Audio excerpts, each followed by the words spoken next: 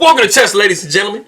I appreciate you guys very much for stopping by. So I did get a request to cover one of the games from the FTX Crypto Cup as part of the the Meltwater Champions Chess Tour.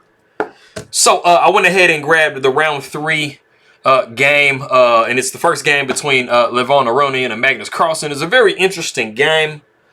Has a lot of, like, nice features in it. So, it was one that really caught my eye. So I was like, man, I got to do this one, bro. Plus, of all the people that this particular person mentioned that they wanted to see, these two names came up. So I figured, I was going to try to find a game where two different, players were playing it. But yes, for all of my people, of course, that are coming from the Philippines, as always, I will say mabuhay. Kamusta na akima kaibigan. I appreciate you guys very much for stopping by. And that's right. Anybody who is coming from Armenia, I will say, it's been a minute since I did Armenian. Vogjuven, Inchbeses, and merci for coming by and taking a look at my video. Anybody who is coming from Norway, I will say hello. God Morgan to you, and Tusen Tak for coming by and taking a look at my video. It's been a minute since I've done those languages, so it took me a second. Forgive me. But if you guys are ready to go, let's take a look, see what we got for this game. Let me get my volume up just a touch. All right, so we got the move d4. We got e6, knight to f3. We got knight to f6. And we have bishop to f4. And we have the London system. And Eric Rosen would be really proud. If he ever sees this video, he's going to be really proud that this is a London. Because, I don't really watch a lot of his videos. I don't have a lot of time. But, in the videos that I have seen of him, he always talks about the London. So it's like, I think he's married to the London or something like that. I don't know. I have to investigate and find that out. But we do have bishop to e7. We got the move h3. We got b5. And this is a perfect Magnus Carlsen move. If you were going to sit here and try to think, like, what craziness will Magnus Carlsen do right now? You probably would have guessed b5. It's a very, legitimately timed move. It's not definitely one of the top moves, but, Magnus Carlsen is not known for playing theory. He pretty much kind of just creates what he wants to play. Literally yesterday or the day before, he played a3 to start the game off. So, leave it to Magnus Carlsen to play something crazy off the wall. But, kind of has a bit of, a lot of logic to it. Even though sometimes things seem a little bit strange at first, he usually comes back around to, playing pretty logical moves. We do see the move e3, so of course this is attacking that pawn on b5. That's just all by itself chilling. So we do see the move a6, and guess where Magnus Carlsen is going to be castling? He might do something crazy and castle queenside, but probably not. We do see the move knight b to d2. Bishop comes to b7. We see bishop to d3 and c5. As you guys almost always know, this move is going to come. White does have a pretty legitimate pawn center, so c5 is just a perfect way to try to combat that. And, c3 is a very logical move. If you want to maintain that bishop on that diagonal, you're going to want to go c3, because if not, you're going to have to back up to e2 or back to f1, which doesn't do anything for you. We do see the move knight to c6. We got the move e4. So now we have an ideal pawn center.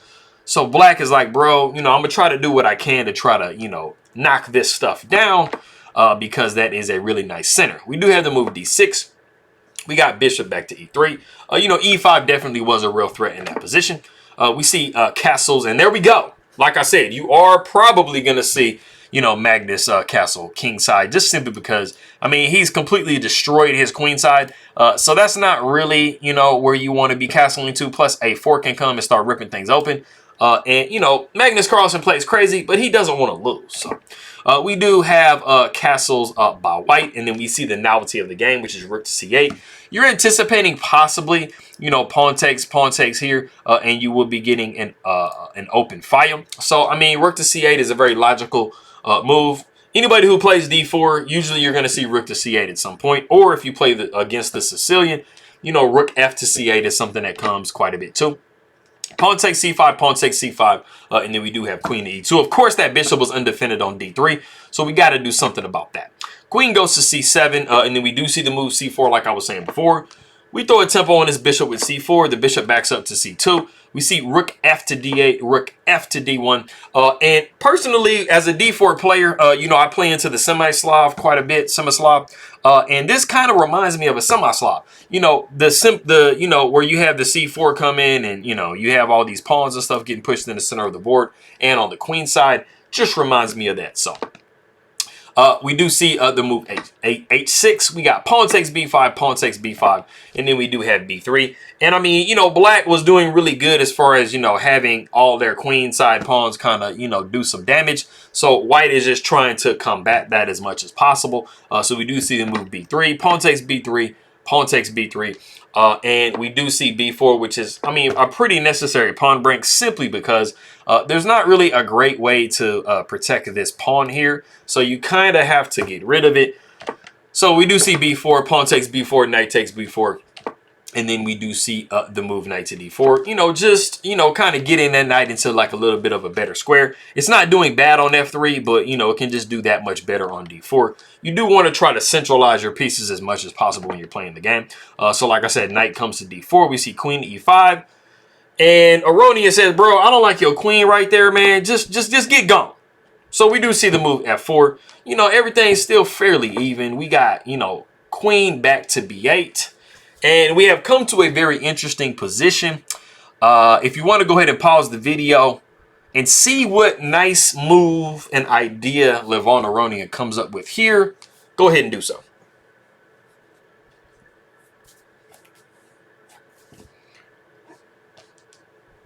All right. I think, you know what? I really think pretty much everybody is going to get this. I do have another guess the move later on in the video. And that is the difficulty on that one, I think, is going to be pretty great. But this one, I kind of think a majority of people that can kind of see that, you know, there's a piece sacrifice in the position.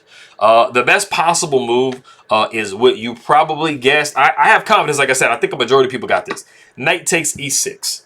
Because after the pawn takes back, you would be looking at bishop taking e6 with check, the king sliding over, and then bishop taking c8, rook taking c8. And you have just two pawns and an exchange for the piece. So, I mean, you definitely have legitimate compensation. And this is a really nicely timed, you know, sacrifice. And that's one of the reasons why people really like to keep this bishop on this diagonal, because sometimes you have knight taking e6. I know that when I was playing e4 and I would play against the Sicilian in some lines, knight taking e6 was there, man. And you guys probably know that famous game between Bobby Fischer and Samuel Reshevsky, where he plays a very similar type of idea. You know, these pawns on e6 and f7 can become very weak in these types of positions. But we do see the move rook to a7. And this is actually kind of necessary because you do have a lot of heat on this e4 pawn. It does pretty much say that both sides are fairly equal, even though white is down a piece. And basically, the reason why is because of this e-pawn. Like, if you took this e-pawn off the board, I can't make it disappear. But if you take it off the board, you're literally completely losing as white, I feel like. Because you have this completely passed pawn. If you can manage to get that pawn rolling at some point during the game, you know, you have gotten super full compensation for giving up the piece. But as of now, I mean, you know, Levon is in a really good position, even though he's down. So he just needs to try to play as actively as possible. And that's something important. When you do sacrifice a piece, you want to try to, you know, play as actively as humanly possible so that you can justify losing your piece. So we do see bishop to c5. Bishop takes c5. That is definitely something that you want to do. You want to get rid of a bishop because bishops are actually, in this type of an open position, are actually pretty powerful. So this is a very logical thing for Magnus Carlsen to try to go forward and do. Say, hey, man, I need you to get rid of that bishop that's on the board. And of course, you know, if you are black, you are trying to get rid of one of, you know, white's rooks as well, because that is a lot of strength in those rooks. So the rook does take c5. We see rook d to a1. We got knight up to c6, just tickling this rook a little bit on a7. We see queen up to e3 because, hey, bro, you're going to get my rook. I'm going to get your last rook, and then I should be doing a-okay. Rook goes down to c2. We see rook 7 to a4. And like I said, the most important piece pawn in white's position is this e4 pawn. So you want to absolutely make sure that you are not dropping that pawn, because literally if you drop the e pawn, you're just dropping the entire game. Like, you know, you're not going to be winning the game at all because you are down an entire piece. The queen goes over to d8. We see knight over to f3. We see knight to e7. We see queen over to b3. And this does allow a really, really nice defensive and also attacking move by Carlsen.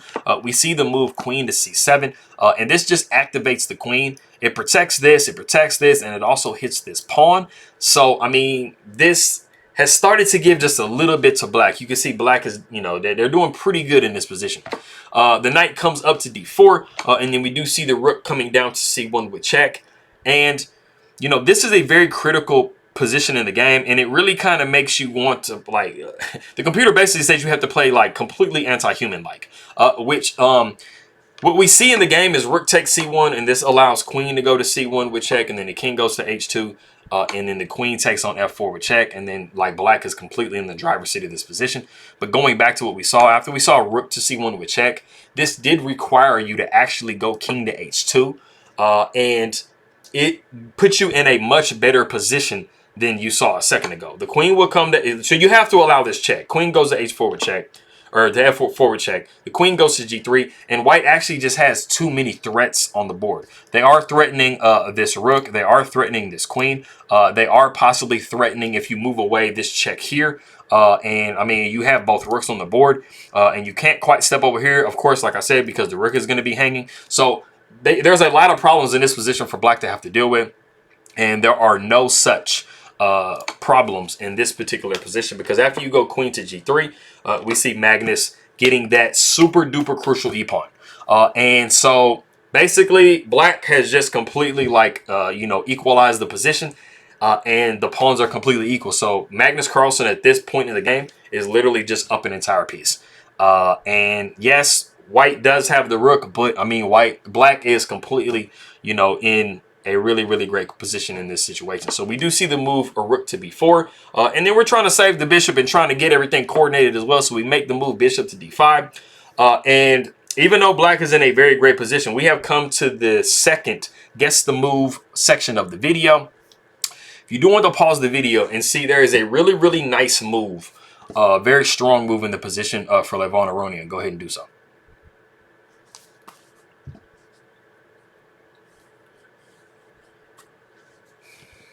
Okay, so I feel like, okay, definitely compared to the move before, the move before, like, pretty much just kind of just like completely stuck out.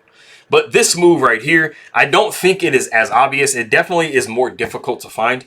And the move is actually knight to c6. And I mean, once you see the move, you're like, oh, okay, this move makes sense. I mean, you're attacking this knight here. You are discovering an attack on the queen, and you're simultaneously protecting your rook. And you do have some ideas of bringing the rook up here to check and things like that. The queen could come up. So you do have kind of a lot going on in this position here. So you would have to see the queen, like, making sure that it protects. So the queen would probably go down to e2. You see knight down to e5, knight to c6, knight to g6 with check. The king goes down to h7, and then knight to f4. And you see that you have just maneuvered your knight from, you know, a pretty good square to a much better square. You are now, you know, attacking the queen and this bishop. So, you know, as you can see, I mean, the bar is fairly even. But like I said, I think it is really, really kind of hard to find this move knight to c6, just simply because, I mean, this doesn't seem like the most, like, you know, like a logical square for you to put the knight at first glance. So I think a lot of people would just kind of skip over it, like, nah, I can't put my knight there. I got to try to figure out something else. And that is actually what Levon Aronian, you know, thinks about. He does not make that knight to c6 move, and he actually goes down queen to f2.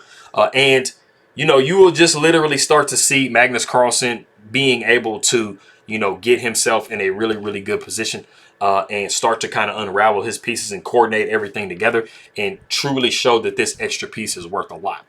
So we do see the move knight to g6. We got the move knight down to c2, which kind of has the same idea and is kind of protecting the rook a little bit. We do see queen coming up to e7, and this does attack the rook on b4, and it's also clearing out the e4 square to either, like, drop the knight in or drop the bishop in, because you're trying to undermine the protection of this rook. So as you can see, every single move that Magnus Carlsen makes from here on out is coming with very specific threats, and it's making it very hard for Levon to try to defend the position. So we do see the rook sliding over to d4, noticing that, you know, we're trying to do that. We do see the bishop coming down to e4 because also you are up material as black, so you do want to try to trade pieces down as well. The knight comes down to e1. We see queen to e5 with check. You don't have a lot of options here. The king goes down to g1. We see the knight down to f4. So like I said, the past couple of moves, you've seen Magnus Carlsen make specific threats, and you are seeing him just continue to move his pieces closer to the king, and you are starting to kind of suffocate white a little bit. The rook goes over to b4. We see king down to h7. We see rook down to b3, and then we see knight 6 to d5. And you have a situation where black is getting very, very coordinated. And so they got their knights coordinated. The bishop is protected by the queen. The king has moved a little bit closer. So everything is just starting to really just feel like you're kind of getting crushed as Levon.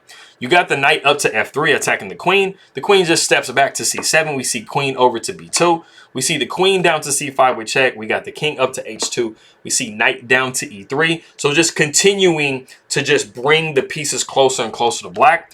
We see the queen up to d4. Even though you're down material, you really, really want to get the black queen off the board because the queen is just too powerful on the board. Like, you have to try to get rid of it because you're just getting relentlessly attacked. And so we do see the knight down to f1 with check. The king goes to h1. And now we oblige Levon by trading the pieces. Queen takes d4, knight takes d4. You see bishop taking g2 with check. And you can see what I'm talking about. Magnus Carlsen just, encroached his pieces onto white's position. And so now it's starting to just kind of rip everything up. The king goes to g1. This is the only move. And then we see bishop taking h3. And it is my opinion that this is the position right here that Levon Aronian should have, like, respectfully resigned the game. The problem is, kind of just look at the board, right? And then, you're playing Magnus Carlsen, the world champion. Literally, if you're playing anybody that's in the top, 50, 100 players in the world, you're not going to win this as white. You're just down way too much material, and it's just going to start getting really ugly as time goes on. And you see Magnus Carlsen just continuing to just, put the pressure on, and just, it gets kind of embarrassing. So, like I said, I feel like, just out of, courtesy and just kind of saying, hey, man, I'm playing Magnus Carlsen. This is the point. Like I said, I feel like Levon should have just went ahead and thrown the game in. They both had a minute and a half at this point. So, they don't have time trouble, but they don't have a lot of time. But even still, Magnus Carlsen is very capable of playing bullet and blitz. So, like I said, I really kind of feel like Levon should have just went ahead and resigned here. But he kept playing, hoping for a miracle. And he actually took a minute to play this move, rook to f3. So now he's down to 28 seconds. And so not only is he just completely losing, he just burned a crap all the time right here. So, everything is just kind of hey, man, let's resign the game. So we do see the move g5, and black just literally said, I'm going to start getting my pawns rolling.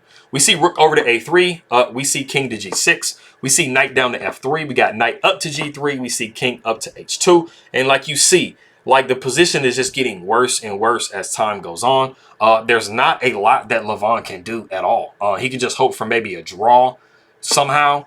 We do see the knight back to f5. We see rook up to h6. The king sidesteps over to h5. We see knight to e5. We got pawn down to g4. And we got rook to a3. And, you're just really just making just whatever moves as white. The bishop does come down to f1. We see rook to a4 attacking the knight. We do see the pawn going to g3 with check. We got the king down to g1. We got knight down to d3. And so encouraging trades, continuously putting white in a box. We do see the knight avoiding that trade to d7. We see the bishop back to h3. We got knight to f6 with check. Just really, really hoping something. But we do see the king coming back to g6. We got knight down to e4. We see the knight to f4. We got the rook up to a6. And this is really kind of like a spite check right here, man. You see that white doesn't have any bar left. And it's just kind of like I said, I really don't kind of appreciate Levon Aronian's plan at this point. Because like I said, he should have resigned a long time ago. So it's kind of disrespectful at this point. The king comes down to h5. We see knight to f6 with check. The king goes down to h4.